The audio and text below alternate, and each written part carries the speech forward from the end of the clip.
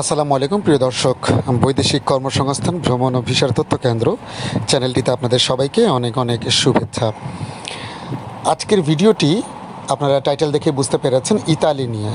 আমাদের অনেকেরই স্বপ্ন রাজ্য।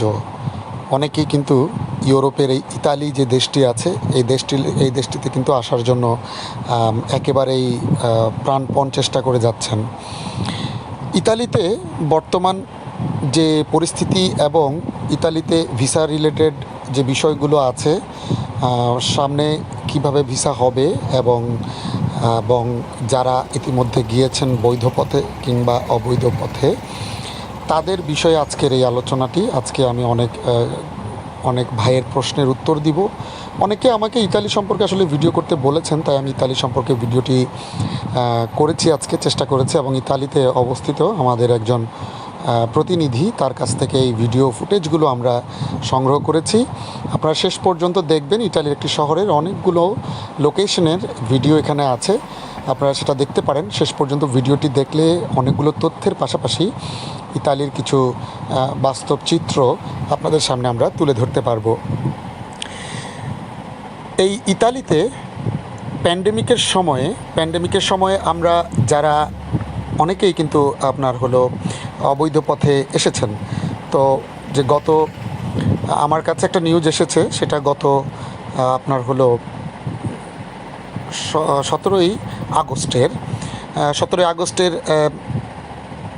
স্বরাষ্ট্রমন্ত্রী লুসানা লামারজেসকে সাথে নিয়ে উত্তর আফ্রিকার দেশ তিউনিসিয়া সফরকালে বিষয়টি নিশ্চিত করেন পররাষ্ট্রমন্ত্রী দি মাইও। ফলে এখানে 8ই মার্চের পরে যারা স্থল কিংবা সমুদ্রপথে ইতালিতে অনুপ্রবেশ করেছে, তাদের বৈধতার বিষয়ে আপাতত কোনো সুযোগ আর ইতালিতে থাকছে না। এজন্য আমি বলবো, আপনারা যারা অবৈধ পথে যাচ্ছেন, আমি অবৈধ অভিবাসীদের নিয়ে একটা ভিডিও দিব এরপরে। যারা অবৈধ পথে ইতালিতে যাওয়ার চিন্তা করছেন কিংবা যারা গিয়েছেন, তাদের কিন্তু আসলে আর বৈধতার কোনো সুযোগ নাই। কারণ ইতালিতে 8ই মার্চের আগে থেকে অবস্থান করা, যারা 8ই মার্চের আগে ইতালিতে অবস্থান করছিলেন, অভিবাসীদের জন্য কিন্তু সুনির্দিষ্ট কয়েকটি সেক্টরে কিন্তু অলরেডি বৈধতার জন্য তারা সুযোগ দিয়েছে, যেটা 1 জুন থেকে 15 আগস্ট পর্যন্ত এই অভিবাসন কর্মসূচিটি চলমান থাকে। এবং সেই অভিবাসন কর্মসূচির আওতায় মোট 2,07,542টি আবেদন কিন্তু অলরেডি জমা পড়েছে, যেখানে কৃষিকাজ, মৎস্য ও পশুপালন, বাসাবাড়িতে গৃহকর্মী এবং বৃদ্ধাশ্রমে বয়স্কদের সেবা যত্ন প্রদান করবে, এই সেক্টর সমূহেই কিন্তু কাগজপত্র জমা নেওয়া হয়েছে অনলাইনে, যা এখনও কিন্তু অনেক যাচাই বাছাইয়ের জন্য অপেক্ষা করছে। সো এটা একটা বিষয়।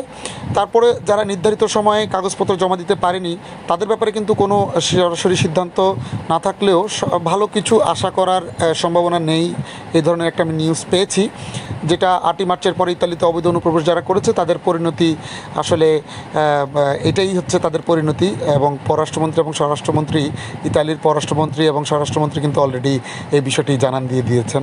অবৈধ অভিবাসন ঠেকাতেই কিন্তু এই তিউনিসিয়া রাষ্ট্র ও সরকার প্রধানের সাথে আনুষ্ঠানিক বৈঠক করেন তারা। এটা খুবই সম্প্রতি একটা বিষয়। তারা লিবিয়াও সফর করে ইতালির যে পররাষ্ট্রমন্ত্রী, এই বিষয়টি ঠেকানোর জন্য। কারণ অবৈধ অভিবাসী কিন্তু আসলে ইতালির জন্যও কিন্তু একটা হুমকি স্বরূপ, যে কারণে এখানে এখন এই বিষয়টির উপরে তারা খুব জোরদান করেছে। সো আমাদের সবাইকে এই বিষয়গুলো মাথায় রাখতে হবে।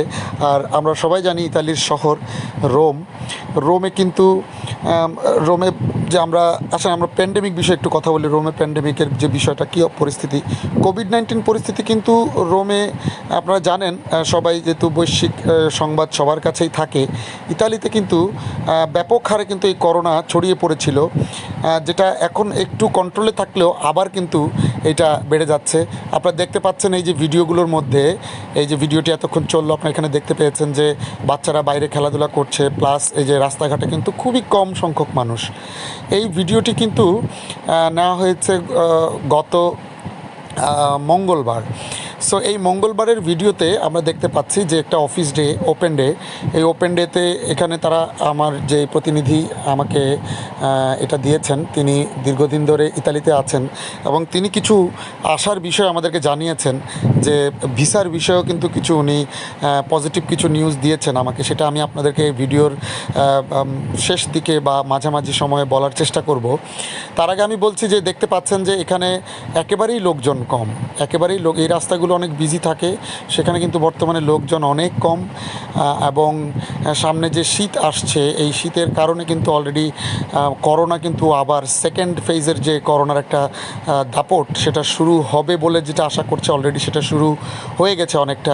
ইতালিতে কিন্তু এই মুহূর্তে আবারও আপনারা জানবেন যে লাস্ট তারা কিন্তু ইন্টারন্যাশনাল ফ্লাইটগুলো কিন্তু আবার তারা স্থগিত করেছে গত 5ই সেপ্টেম্বরের একটা নিউজ আমি পেয়েছি। 5ই সেপ্টেম্বরের পরে কিন্তু তারা আবারও 1 মাসের জন্য বর্ধিত করেছে, যেটা এখনও পর্যন্ত শেষ হয়নি, শেষ হয়ে গেছে বলতে গেলে, বাট নতুন করে কোনো ডিসিশন আসেনি।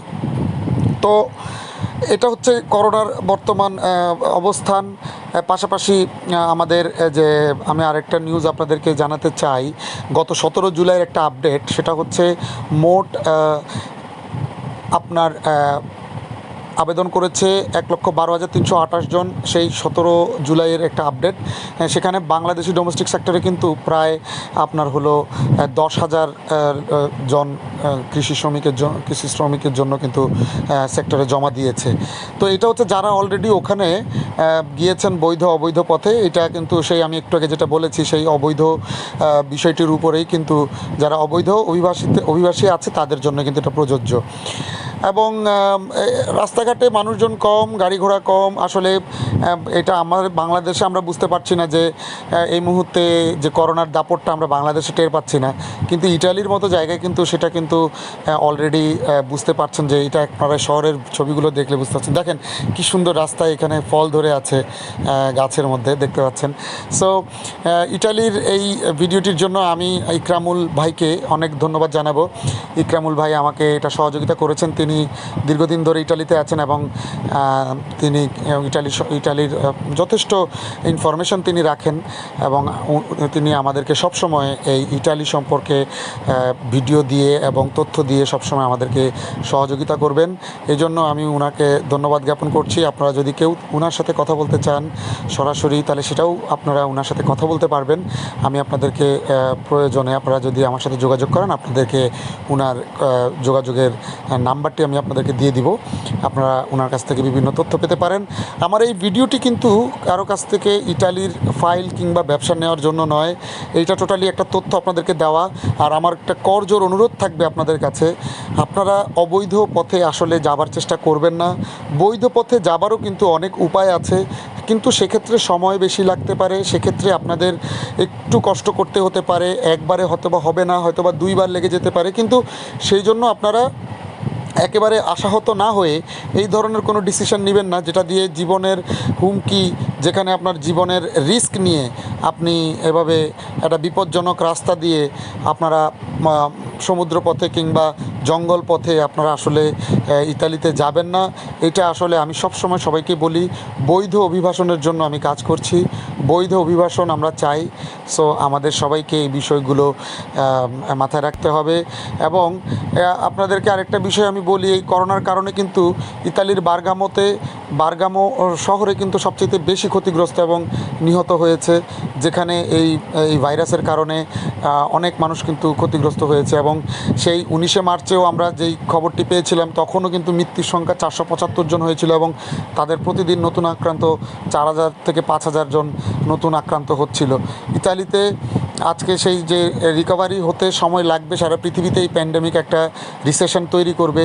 এবং হ্যাঁ, এটাও সত্যি যে এখানে আপনাদের কিন্তু যে আপনাদের এখানে একটা কাজের সুযোগও সৃষ্টি হবে, কারণ অনেক লোক ইটালি থেকে ফেরত এসেছে যারা আর যেতে পারেনি বিভিন্ন দেশের, পৃথিবীর বিভিন্ন দেশে তাদের পরিবারের সাথে থাকার জন্য এই করোনা মহামারীর কারণে সেই সেক্টরগুলোও খালি হয়েছে।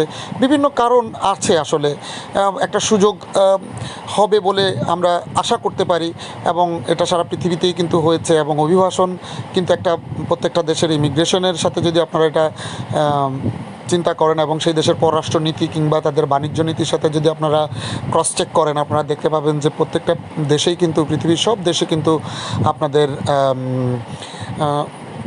এই করোনা পরিস্থিতিতে কিন্তু রিসেশনে পড়েছে, এবং প্রত্যেকটা দেশেই কিন্তু তারা এই প্যান্ডেমিক নিয়ে যথেষ্ট পরিমাণ ফিনান্সিয়ালি ক্ষতিগ্রস্ত হয়েছে, অর্থনৈতিকভাবে ক্ষতিগ্রস্ত হয়েছে। তো সেই ক্ষতিগ্রস্তটাকে কাটিয়ে ওঠার জন্য তারা কিন্তু এই ভিসা ফি কিন্তু একটা বিজনেস, এটা বুঝতে হবে। এটা আমরা যারা অ্যাপ্লাই করি, আমরা ভিসা পাই আর না পাই, অ্যাপ্লাই করলে কিন্তু একটা ফি কিন্তু দিতে হয়, যেটা এম্বাসি ফি হোক বা অন্যান্য কিছু, সে দেশেও দিতে হয়, এম্বাসিতে দিতে হয়। পাশাপাশি ইমিগ্রেশনে কিংবা ওয়ার্ক পারমিটের জন্য যখন একটা ডকুমেন্ট অ্যাপ্লাই করা হয়, তখনও কিন্তু অ্যাপ্লাই করতে তো আর কোনো সমস্যা নেই। তো সেক্ষেত্রে দেখা যাচ্ছে যে আপনার এটা একটা তাদের একটা ইন্টারন্যাশনাল আর্নিং, এটা একটা রেভিনিউ। সো এই জায়গাটার মধ্যে একটা সুযোগ সৃষ্টি হওয়ার সম্ভাবনা সারা পৃথিবীর সব দেশেই কিন্তু আছে।